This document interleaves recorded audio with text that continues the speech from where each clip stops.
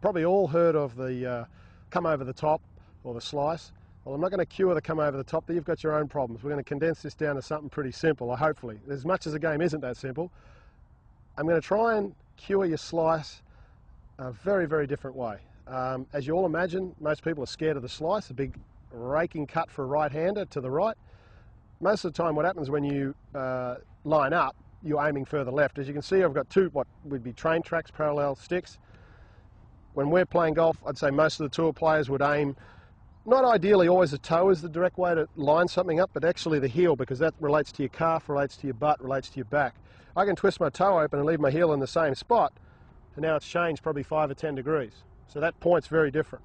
But being that we're going to be about square here, most players are going to want to be square to the shoulders, square to the feet and hips, maybe slight variations, but not hugely.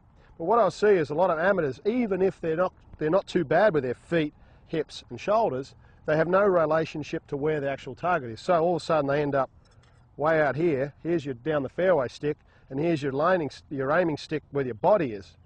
And what they end up doing is, oh, I don't want to cut it, so I'll aim further left. So they aim way out to the boonies left and hit bigger cuts. What I would rather see you do, which you're going to sit there and go, what's Appleby talking about, is I want you to aim way right as a guy hits huge cuts. So what I'd like you to do is basically aim further right. And if you imagine these sticks now pointing right, for right-hander I'm talking, down the right side of the fairway, what would happen with your swing is you go, hang on, if I hit my normal shot, it's just going to go carving out of bounds and freeway, whatever it's going to be. So what you'd basically end up doing, instead of having that huge come over the top cut and carving it right, you'd actually make some adjustments. And I'm a big advocate for getting on the range and trying to hit hooks, cuts and fades when you're on the range. Basically, I'm pointing this right at you. That's a dead square shot. If I'm aiming a little right and I have a path that's a little bit inside and releasing, that will be in a draw. And then if I'm holding it off, and I can basically hit a cut from there. What I'd like amateurs to do a bit more often is get on the range, aim at a target, let's say it's a flag or a green or whatever's on the range, and basically hit a dead shot, straight shot at it. I can't even say it, but hit it straight, so that's how hard it is. And then basically hit one at it that moves off to the right, and then hit one that starts at it and moves off to the left. So you're peeling it off one target.